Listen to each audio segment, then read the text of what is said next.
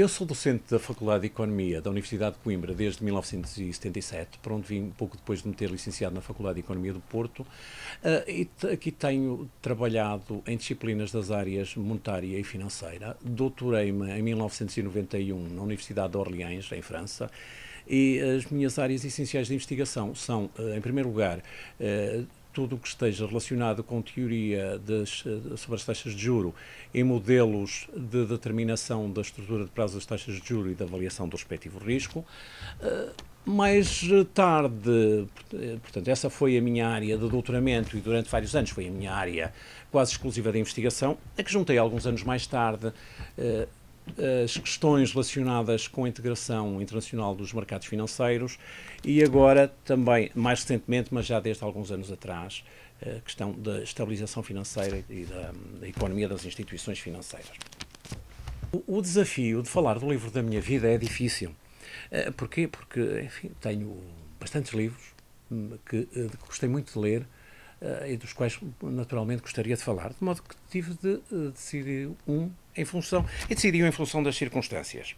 As circunstâncias, curiosamente, foram o facto de eu notar, agora, quando passo nas livrarias, que há um interesse cada vez maior, pelo menos da parte editorial, por livros sobre a vida privada do Dr. Oliveira Salazar. Ora bem, eu li há muitos anos um conto do José Cardoso Pires, O Dinossauro Excelentíssimo, que hoje está editado na coletânea O Burro em Pé, que é uma sátira caricatural não só do Dr. Salazar, como do regime salazarista e da sociedade em que ele se sustentava. Nessa sátira, o ditador é um imperador que vive isolado no seu palácio e que, à medida que vai envelhecendo, se transforma num dinossauro. Esse mesmo reino caracteriza-se por uma grande desigualdade social, em que cada rico tinha um pobre à sua guarda e entre os pobres surgiu o ditado: vale mais um rico na mão do que dois pobres a voar.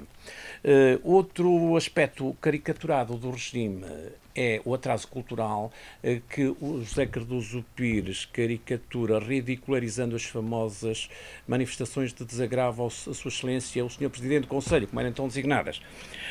No Dinossauro Excelentíssimo, os camponeses de uma determinada aldeia são enfiados numa caminhoneta e vão até Lisboa para manifestar apoio à Sua Excelência o Dinossauro, mas como nunca tinham saído da aldeia, quando mal entram na caminhoneta e saem dos limites da aldeia, abrem as bocas de espanto e as pessoas fecham novamente quando à noite regressam à aldeia e saem da caminhoneta. A questão do regime salazarista, da fragilidade dos regimes democráticos, naturalmente faz-me também fazer referência a um excelente livro de História Económica Portuguesa, que é O Escudo, do professor Nuno Valério. O Escudo é não só a história da nossa moeda, desde a Primeira República até 1999, mas a história também da política monetária das instituições financeiras e da política financeira do Estado. Quem ler esse livro apercebe-se que a fragilização do sistema republicano, curiosamente, começou não durante a fase da expansão das despesas públicas e do déficit público, mas mais precisamente durante a fase em que o regime republicano começava a disciplinar as finanças públicas. Enfim, isso é se calhar um pouco uma lei da história, mas foi isso que aconteceu e vale a pena ler, para quem for interessado nestes assuntos, ler este magistral livro de História Económica Portuguesa.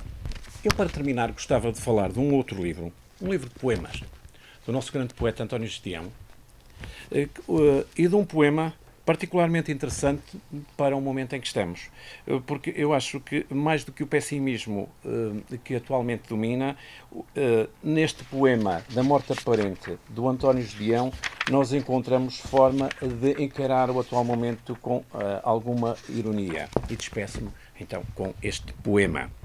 Nos tempos em que acontecia o que está acontecendo agora, e os homens pasmavam de isso ainda acontecer no tempo deles, parecia-lhes a vida podre e reles, e suspiravam por viver agora. A suspirar e a protestar morreram. E agora, quando se abrem as covas, encontram-se às vezes os dentes com que rangeram tão brancos, como se as dentaduras fossem novas.